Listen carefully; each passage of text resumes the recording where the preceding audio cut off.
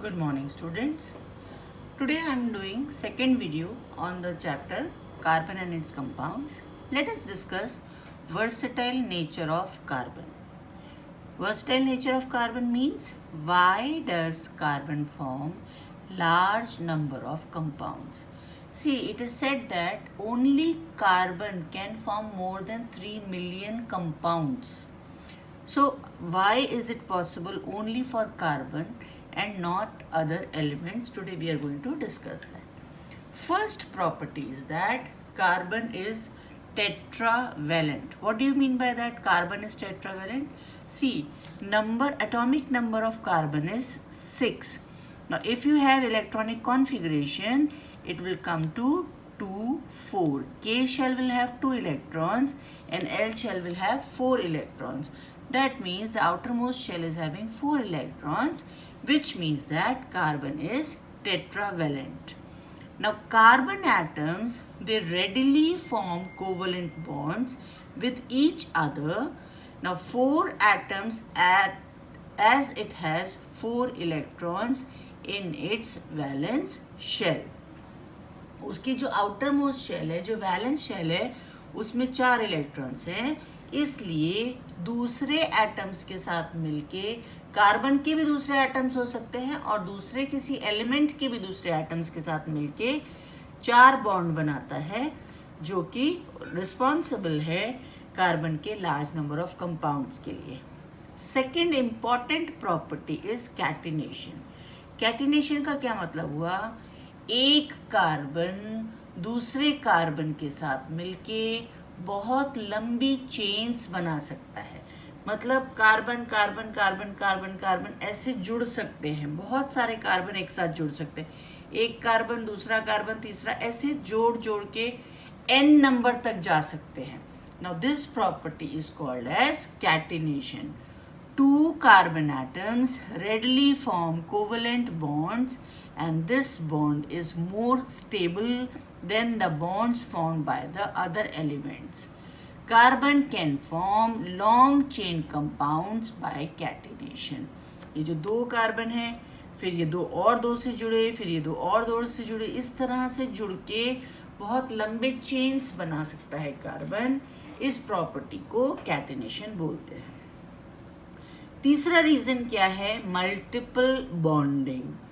एक कार्बन और दूसरे कार्बन के बीच में सिंगल बॉन्ड भी हो सकता है, डबल बॉन्ड भी हो सकता है और ट्रिपल बॉन्ड भी हो सकता है.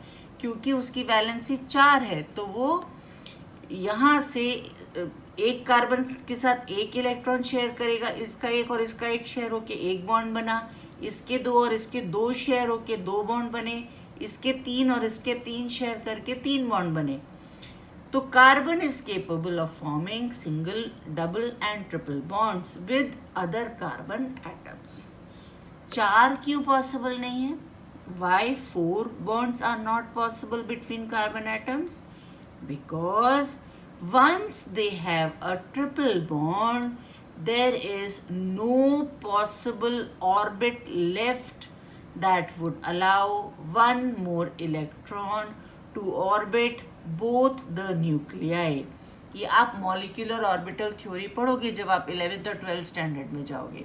तब तक के लिए आप ये समझ लो बस कि जब तक 3 बॉन्ड्स बनते हैं 2 कार्बन के बीच में, इनका स्ट्रक्चर इतना ज़्यादा डिस्टॉर्टेड हो जाता है, इतना ज़्यादा कॉम्प्लेक्स हो जाता है कि अगर चौथा बॉन्ड भी बना तो वो बॉन्ड संभाल नहीं पाएंगे दोनों न्यूक्लियस, इस कार्बन का न्यूक्लियस और इस कार्बन के न्यूक्लियस के बीच में वो पॉसिबिलिटी नहीं होती.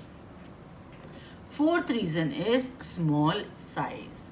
Now small size enables the nucleus to hold on to the shared pair of electrons strongly. देखो शेयरिंग की बात हमने की थी ना लास्ट वीडियो में भी, मैंने आपको पूरा समझाया. ये एक इलेक्ट्रॉन पेयर शेयर हो रहा है ये दोनों कार्बन के बीच में, इन दोनों के बीच में ये शेयरिंग हो रही है. तो क्योंकि इसका साइज छोटा होता है, कार्बन का साइज छोटा होता है, इसलिए ये शेयर्ड पेयर ऑफ इलेक्ट्रॉन को अच्छे से संभाल सकते हैं. अब सवाल दूसरा उठता है कि इस ग्रुप के, जिस ग्रुप में कार्बन है 14th ग्रुप में, इसके बाकी एलिमेंट्स भी तो हैं, सिलिकॉन है, बाकी एलिमेंट्स भी तो हैं, तो वो इतने सारे कंपाउंड्स क्यों नहीं बनाते? तो उसका रीज़न अब समझते हैं. Why other members of group 15, that is carbon family, does not form a large number of compounds? Does not, यहाँ पर does not form large number of compounds. वो क्यों नहीं बनाते? क्योंकि पहली चीज़ तो ये कि they do not exhibit catenation. उनमें कैटिनेशन नहीं होता, इसलिए नहीं बनाते. फिर सिलिकॉन बनाता है थोड़े कंपाउंड्स हाइड्रोजन के साथ, which have chains up to 7 to 8 atoms, but they are very reactive. They are very reactive means they are not stable. Now they have large atomic size, which makes them very reactive and unstable. जो other members हैं. Whereas carbon atom, the first member of the group 14, has the smallest size in the group.